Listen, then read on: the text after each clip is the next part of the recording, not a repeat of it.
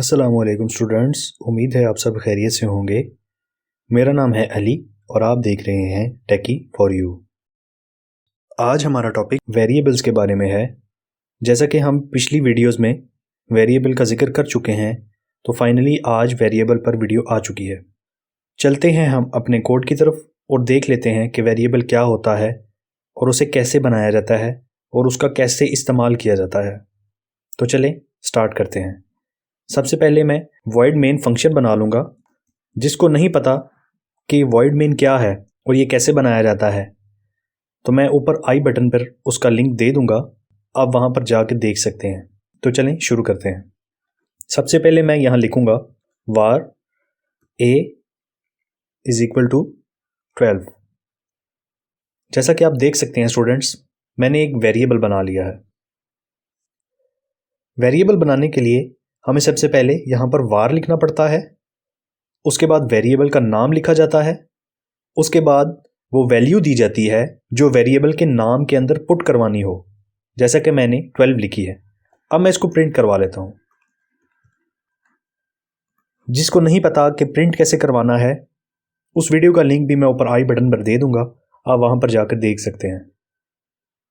मैं अब इसको रन करवा के चेक करता हूँ कि मेरे पास क्या आंसर आता है।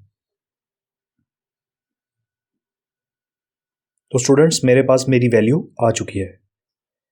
ऐसे ही मैं एक और वेरिएबल बना लेता हूँ b इज इक्वल टू, इस बार मैं स्ट्रिंग का वेरिएबल बना रहा हूँ।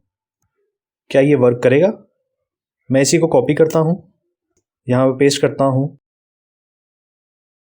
अब मुझे b की वैल्यू चाहिए, तो मैं b को यहाँ पे प्रिंट करवाऊंगा।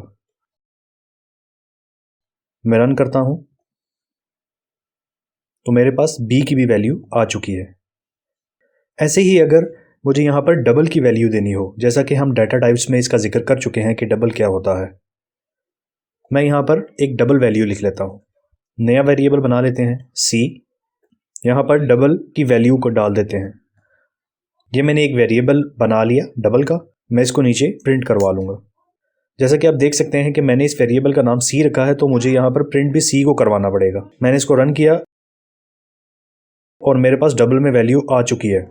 स्टूडेंट्स, ये तो थे हमारे वेरिएबल्स।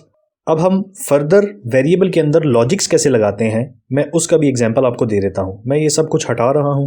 मैं यहाँ पर एक न्यू वेरिएबल बनाता हूं a। अब मैं इस वेरिएबल को प्रिंट करवाऊंगा। मैं रन करता हूं और मेरे पास आंसर आ चुका है। मैंने 12 को ज़रब दिया है 2 से, यानी 12 को मल्टीप्लाई किया है 2 से, तो उसका आंसर आता है 24। तो मेरे पास आ चुका है। ऐसे ही अगर मैं माइनस का साइन लगाता हूँ और रन करता हूँ, तो मेरे पास 10 आंसर आ चुका है। ऐसे लॉजिक्स लगाए जाते हैं वेरिएबल के अंदर। फाइनली स्टूडेंट्स, ये था हमारा आज का वीडियो पसंद आए तो हमारी वीडियो को लाइक करें और चैनल को ज़रूर सब्सक्राइब करें। फिर मिलते हैं एक नए टॉपिक के साथ। तब तक के लिए अपना ख्याल रखिएगा। अल्लाह हाफिज़।